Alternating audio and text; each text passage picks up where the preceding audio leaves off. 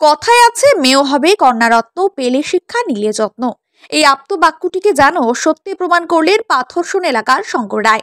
প্রায় 9 বছর আগে শঙ্কর রায় এবং রত্না প্রামাণিক রায় বিবাহ বন্ধনে আবদ্ধ হন। এর আগে তাদের একটি পুত্র সন্তান রয়েছে। এরপর রত্না প্রামাণিক রায় পুনরায় সন্তান সম্ভাবনা হন এবং গত 11ই মে দিনহাটা মহকুমা হাসপাতালে একটি ফুটফুটে কন্যা সন্তানের জন্ম দেন। এই কন্যা সন্তান লাভের আনন্দে আত্মহারা শঙ্কর রায়। শঙ্কর রায় জানান, কন্যা সন্তান হওয়ায় তিনি অত্যন্ত খুশি। তাই তিনি তার সদ্যজাত কন্যাকে ফুলের সজ্জিত গাড়িতে করে বাড়ির উদ্দেশ্যে নিয়ে আসছেন। শঙ্কর রায়ের এই ব্যতিক্রমী উদ্যোগকে অনেকে সাধুবাদ জানিয়েছেন।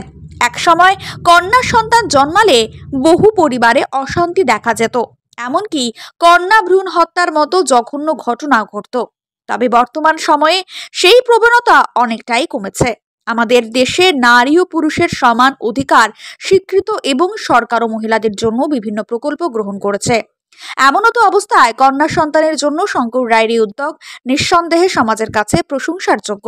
গেলাম হসপিটাল থেকে এক গাড়ি ফুল দিয়ে সাজিয়ে নিয়ে যাচ্ছেন, কি ব্যাপারটা দাদা? ওই যে আমার খুশি খবর, আমার কন্যা সন্তান হচ্ছে, যার কারণেই ফুল দিয়ে সাজানো। খুশিতে কারণে আমাদের বাড়ি মহাকালা। আমার নাম শঙ্কর রায়। পেশেন্টের নাম কি? রত্না প্রামাণিক রায়।